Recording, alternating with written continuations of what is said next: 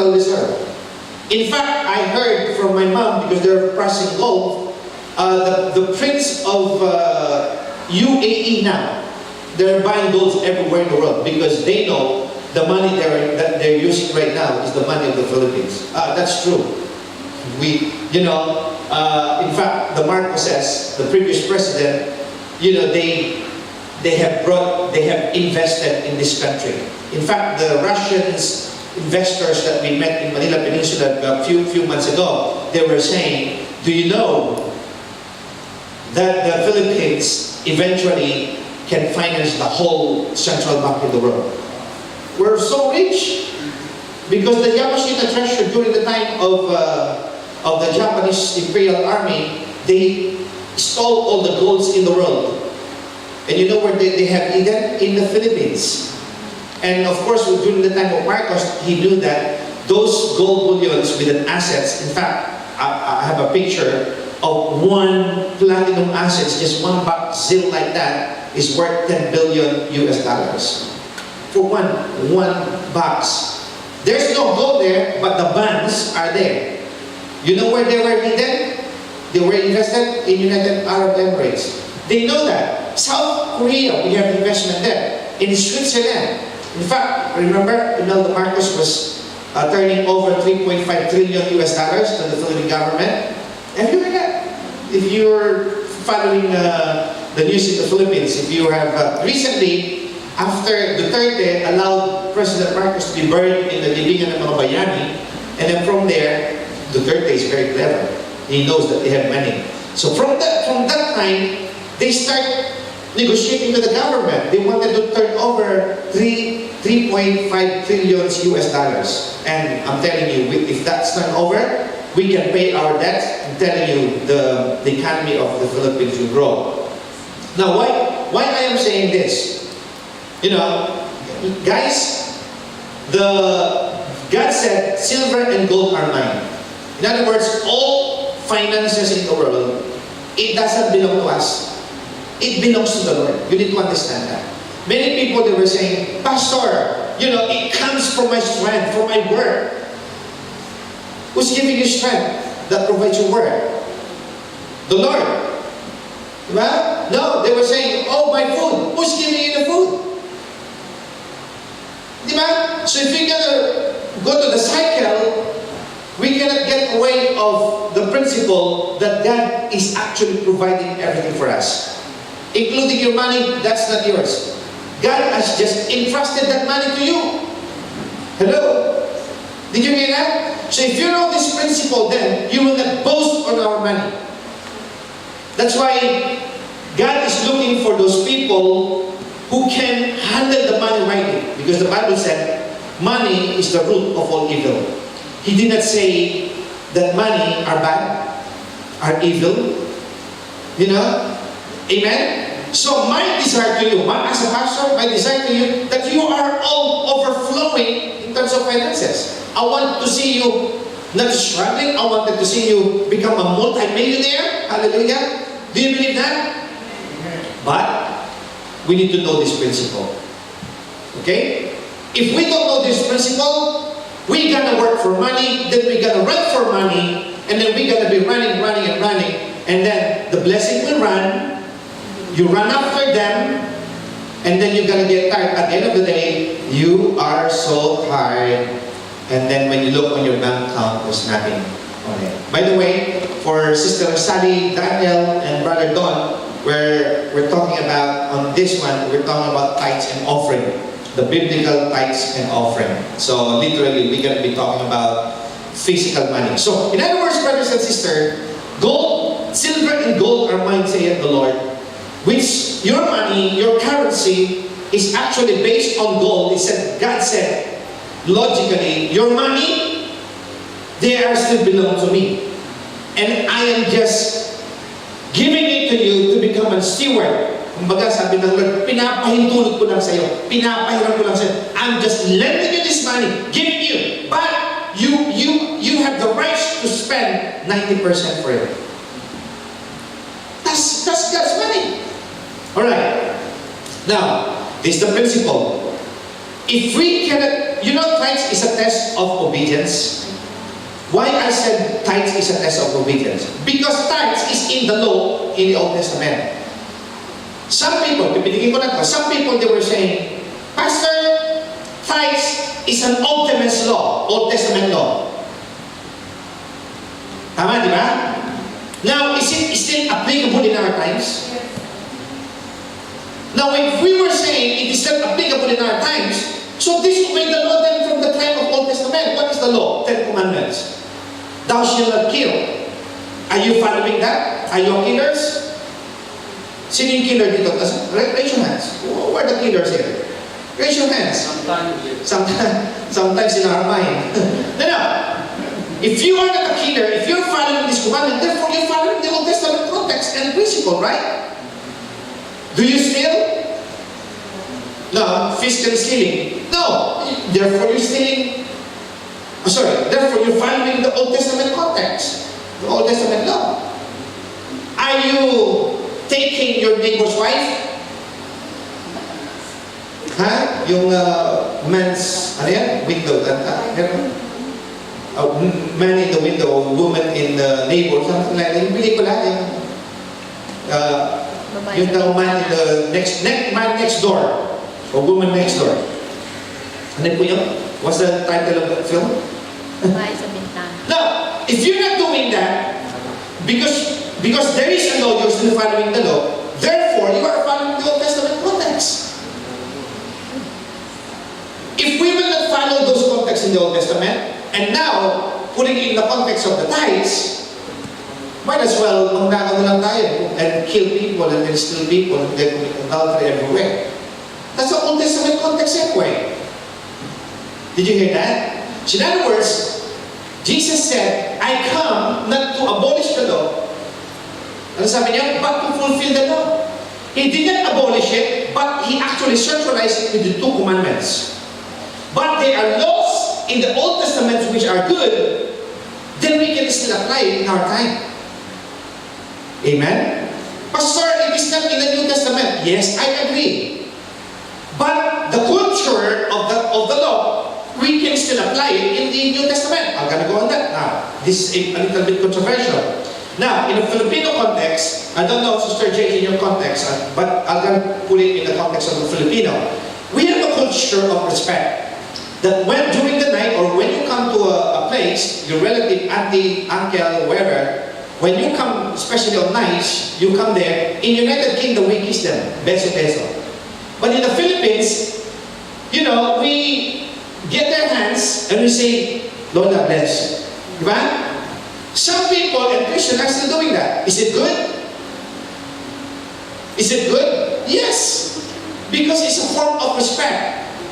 We adopted it in Canada. My nephews there, oh my goodness. When you come, all of them, they will be lining up, giving you respect. It's a good culture. We're still doing it. Another culture of the Filipino. Sister Jane, when you come to our house, in the province, my mother, if you come, let's say 1 o'clock in the afternoon, whether you have eaten or not, they gonna borrow or loan money to buy their food, buy your food. You need to eat, otherwise they will be offended. That's a culture. It's a good culture, isn't it? And then from generation to generation, we adopted it and we're still practicing it. So in the Old Testament, there's a good culture that has been taken into the New Testament. Like the culture of tithes. Now, talking about the law, Jesus changed the law in a while. He didn't violate them, but He enhance it, modify it, and He made it better.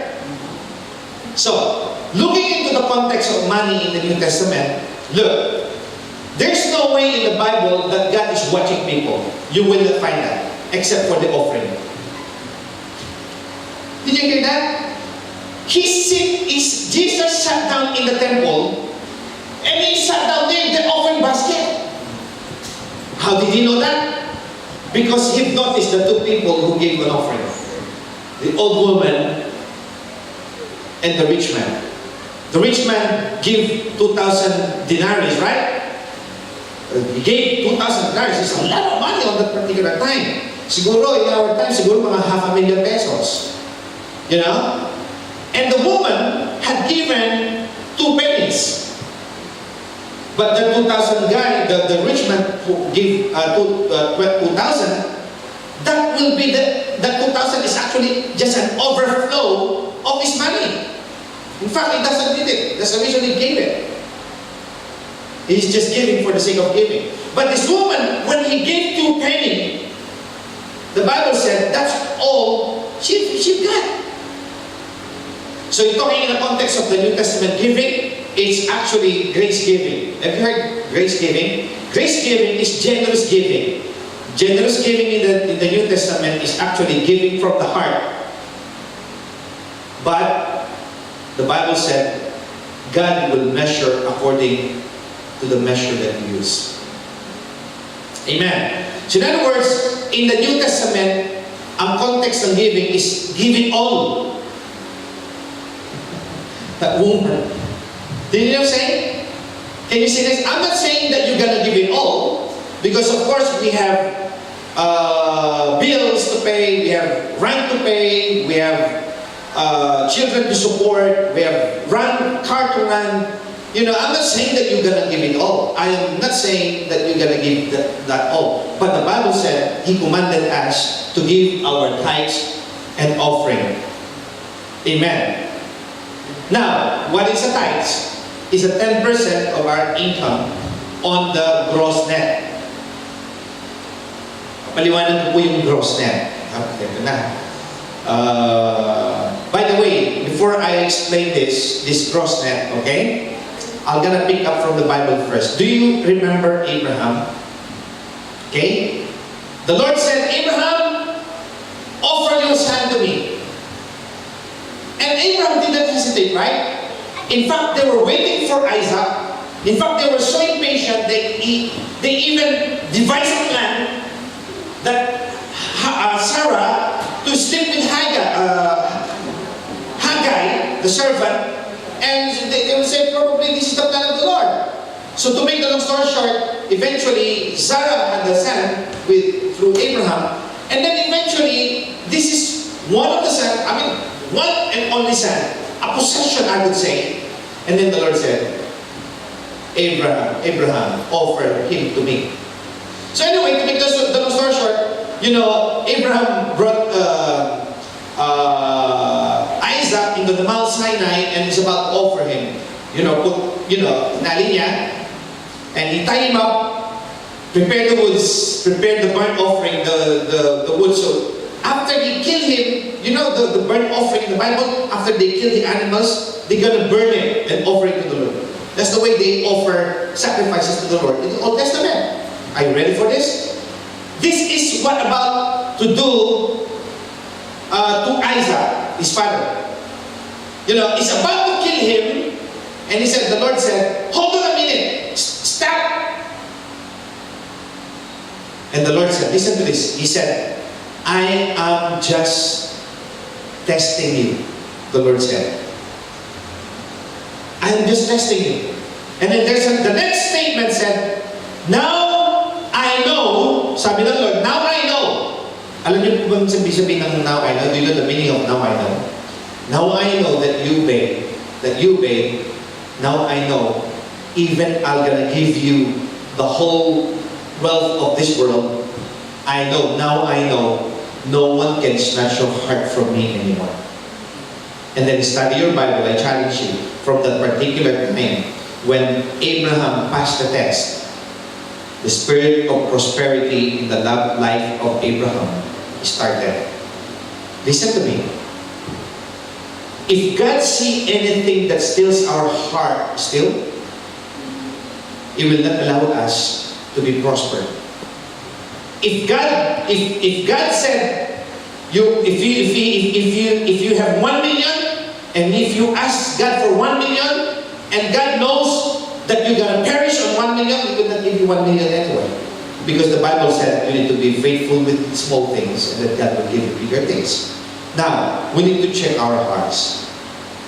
Anything that steals our heart, that is our idol, that is our God. Kaya nga meron tinatawag na spirit of mammon. That's why the Lord said in the New Testament, you cannot serve two masters. What do two masters? God and money. So people, in other words, in the context of the Bible, God or money can be a God. How can money be a God? Because we are abandoning God in the place of money. Not literally money in the place of work, sometimes. Did you hear that? Well, I'm not saying that you're going to stop working and then you just serve God. That's unbalanced. That's what the Kibuloy, the fourth watch is doing, the Kibuloy. They were saying, they need to sell all the properties and then they need to live in the paradise in Davao. That's what they were doing. That's a little bit unbalanced. I will not say that you got to sell all your possession and then stay in the church and then you just got to serve God. You need money. You need still to work. But what we were saying here, I have no problem with working, but I think the problem here is when we prioritize our work compared to our service to God. Amen. Amen? Kasi yung iba, some other people, they make it talagang, they really intentionally doing it. Literally getting a bank, getting a part-time, they're still holiday or day off on Sunday, but still taking, work. That's what I'm saying here. They prioritize. A lot of people, I'm not saying here, because I believe you've heard this message before, I'm not saying this in here, but a lot of people in the world right now, they're so busy to make money, and yet they forget that the Shabbat day belongs to the King of Kings and the Lord of Lords. Pwede po ba natin palampakan ng Panginoon?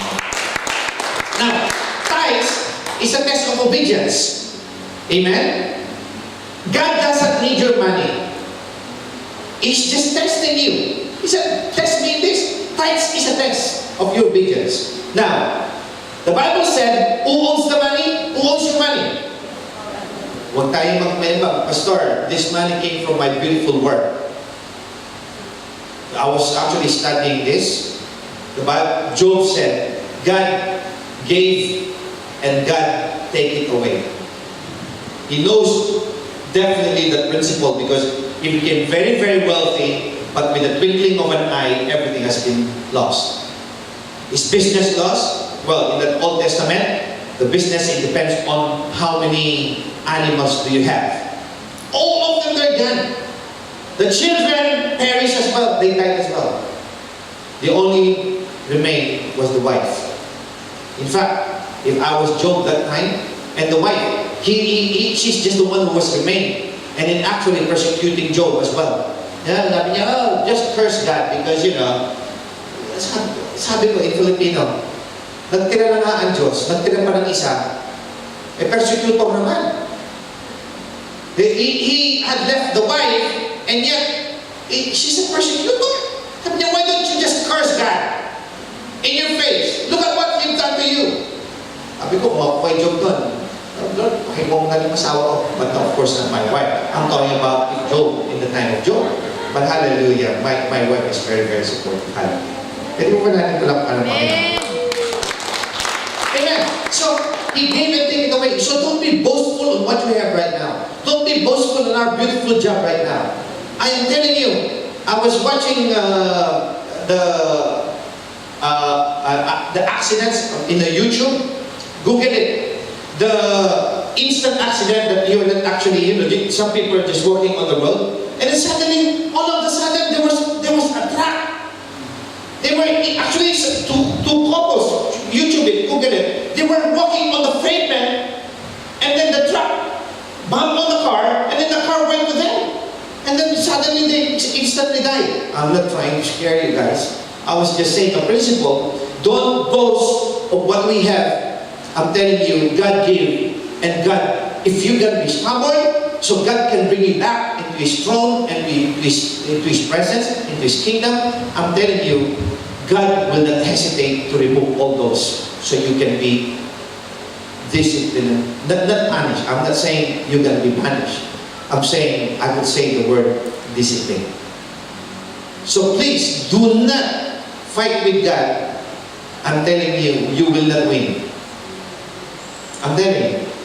until you are delivered with tithes and offering, I say this in a very bold manner, until we are delivered in our tithes and offering, the Bible said, God will not rebuke the devourer. Okay, did you see it? Can you go back in verse 9, I think, or 8? Okay, verse 9. You are under a curse, the whole nation of you, because you are, can you just put it in verse 8, please, on the left? Will a man rob God? Yet you rob me. But you ask, how do we rob you? In tithes and offering. You are under a curse, the whole nation of you, because you are robbing me. Can you put in verse 7, on the left, please?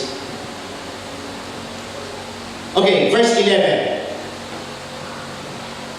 I will prevent pests, sabi niya, from the devouring of your crops, and the vines in your fields will not cast their fruit, says the Lord Almighty.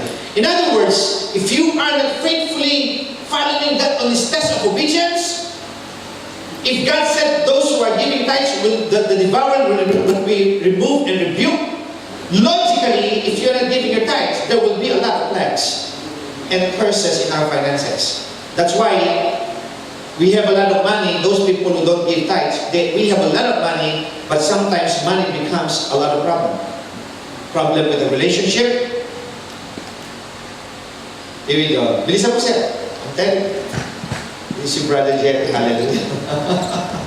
No. I wish you came a little bit early, Brother Jerry. I'm telling you. No. We're talking about tithes and offering in here. If you will let those people who are not faithful to giving their tithes, the Bible said there is a curse. God will be bringing pests if we will not be giving faithfully our tithes, because tithes is a test of obedience. I'm just repeating it. It's a test of obedience. If we will disobey God on this manner, the Bible said there will be a curse. That's why sometimes we're working really, really hard because we have a lot of savings. But the Bible said, when God bless you, He will not add sorrow on it. That's why sometimes we have a lot of money, but there's a lot of sorrow. Why? It's part of the curse. Why? A lot of people, they worship the money. I was reading a while ago, they said, how you gonna trap a monkey?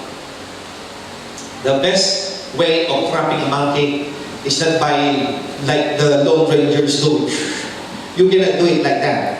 They said, you need to get a coconut and put a hole on it. A hole that is good, just the hand of the monkey can go inside. And then they said, put a nuts inside the coconut that you put a hole. Okay? So the monkey will go inside, his hand, he can reach the peanut or the nuts. And then when the monkey reach the nut or the peanut, he will hold it. Okay, he will hold it. Now, when he will be going out, he can remove his hand because it's actually on the fish like this. Okay, natrap po siya. You know, because he was holding really tight on the peanut. You know, he couldn't be released. And they said this is the best way to trap a monkey. Until that monkey release the peanut, he will not be free. Did you hear the principle? So brothers and sisters, until we are holding the nuts, until we are actually singing lullaby on our money and possession,